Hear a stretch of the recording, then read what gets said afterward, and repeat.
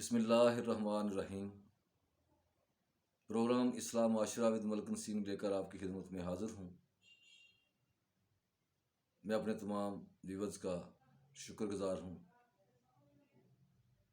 جو اس پروگرام کو دیکھتے ہیں، سنتے ہیں، پسند کرتے ہیں اور آگے تک پہنچاتے ہیں اور اس کار خیر میں اپنا حصہ ڈالتے ہیں۔ دوستو، آج کا جو پروگرام ہے اس میں تمام وہ چیزیں شامل ہیں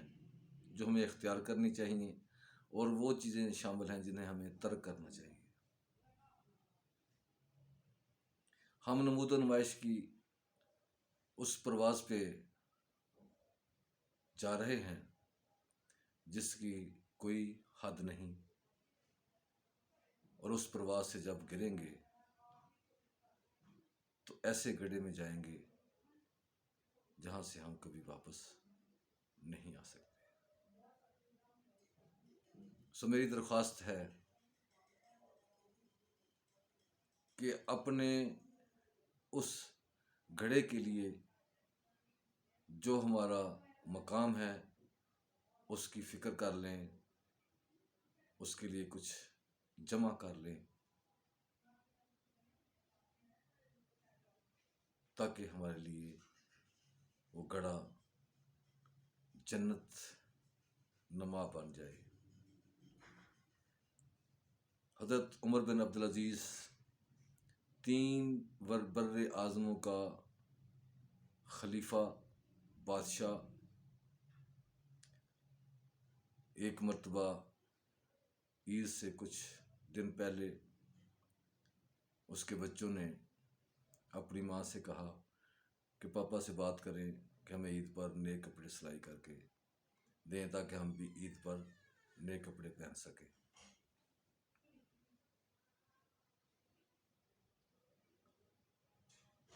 تو خلیفہ عمر بن عبدالعزیز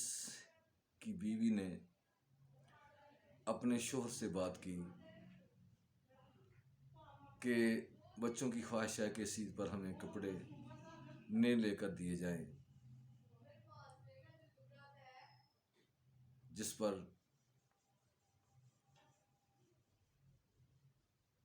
عمر بن عبدالعزیز خاموش ہو گئے اور کہنے لگے کہ میرے لیے تو یہ ممکن نہیں۔ تو تھوڑی دیر وقف کرنے کے بعد ان کی بیوی نے کہا کہ آپ ایسا کریں کہ شاہی خزانے سے 1 مہینے کی تنخواہ ایڈوانس میں لے لیں اور اس سے ہم اپنے بچوں کو نئے کپڑے سلائی کر کے دے دیتے ہیں، اور اس اگلے مہینے کی جو گھر کی ذمہ داری ہے وہ میں محنت مشقت کر کے پوری کر لوں گی۔ میں محنت کروں گی، مشقت کروں گی اور گھر کا گزراقات جو ہے وہ پورا کر لوں گی۔ لہذا وہ تجویز عمر بن عبدالعزیز کو پسند آئی۔ آپ اپنے بادشاہی خزانے کے جو انچارج تھے، جن کے پاس تقسیم کرنے کا انہوں نے خود ہی ذمہ دیا ہوا تھا، ان سے کہا کہ مجھے 1 مہینے کی ایڈوانس تنخواہ دے دیں تاکہ میں اگلے مہینے تنخواہ نہیں لوں گا، مجھے گھر میں ضرورت ہے۔ تو تھوڑی دیر کے بعد وہ آدمی آیا، اس نے ہاتھ میں کاغذ اور پینسل پکڑی ہوئی تھی۔ تو خلیفہ عمر بن عبدالعزیز سے عرض کرنے لگا کہ حضور، میں آپ کا ملازم ہوں، لیکن اس پر آپ سائن کر دیں کہ آپ 1 ماہ تک زندہ رہیں گے۔ تو آپ نے بغیر غصہ کیے ہوئے وہ قرض نہ لیا اور واپس آ گئے۔ گھر آ کر اپنی بیگم کو بتایا۔ تو چونکہ سب سے پہلے بچوں سے مخاطب ہوئے اور کہنے لگے کہ بچوں، آپ کا باپ آپ کو نئے کپڑے نہیں سلائی کرا کے دے سکتا، کیونکہ مجھے جہنم کی آگ سے بہت ڈر لگتا ہے۔ تو بچوں نے جواب دیا، ظاہر ہے وہ بچے عمر بن عبدالعزیز کے تھے، انہوں نے کہا کہ ابا جان، ہمیں کپڑے نہیں چاہیے، ہمیں فخر ہے کہ ہمارے باپ نے قومی خزانے سے چوری کر کے یا کرپشن کر کے ہمیں کپڑے سلائی کرا کے نہیں دیے،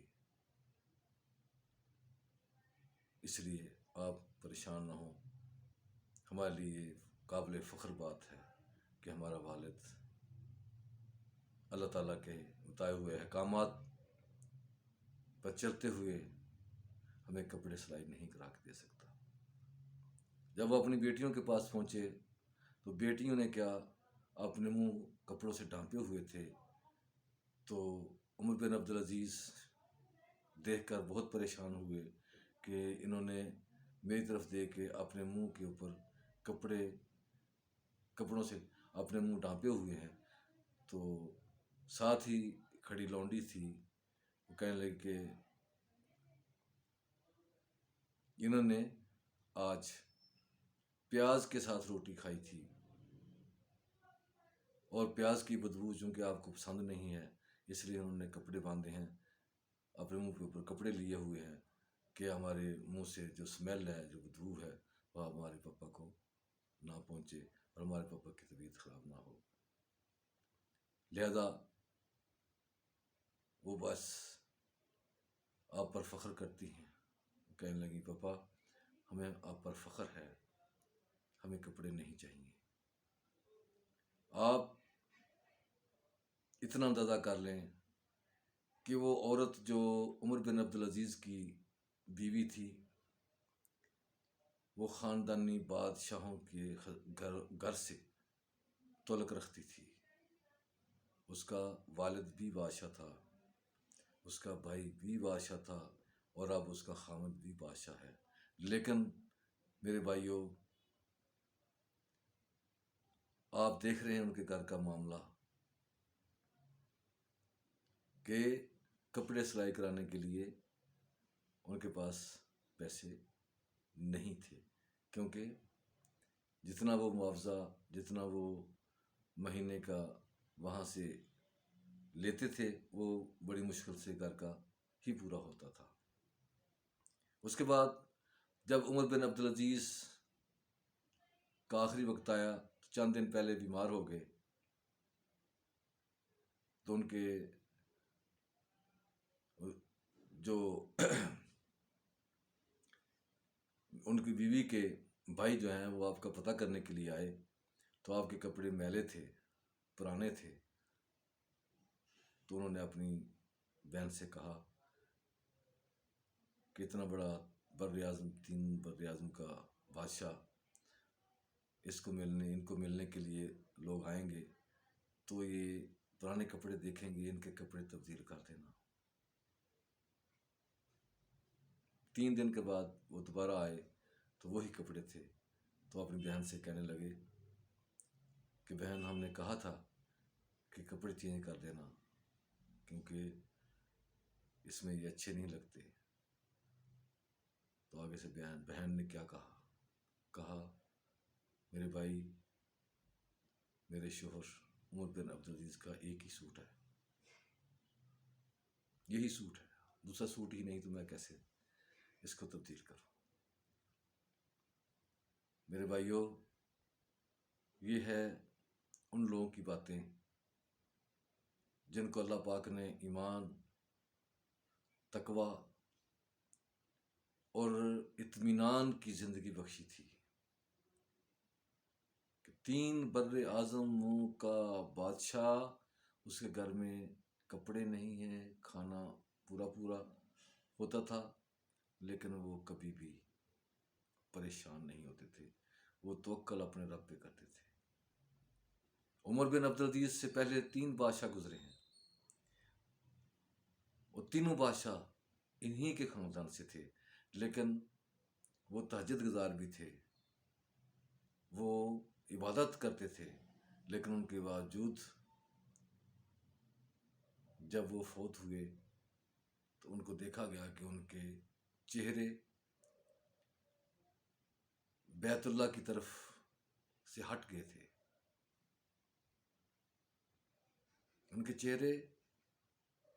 नूरानी नहीं रहे थे। तो उमर बिन अब्दुल अजीज़ ने अपनी फौत होने से पहले अपने एक ख़ास से बात की कि जब मैं मर जाऊं तो मेरा चेहरा ज़रूर देखना कि क्या मैं भी उन्हीं बादशाहों की तरह मेरा चेहरा भी उधर से हट जाएगा या मेरे चेहरे पे भी कोई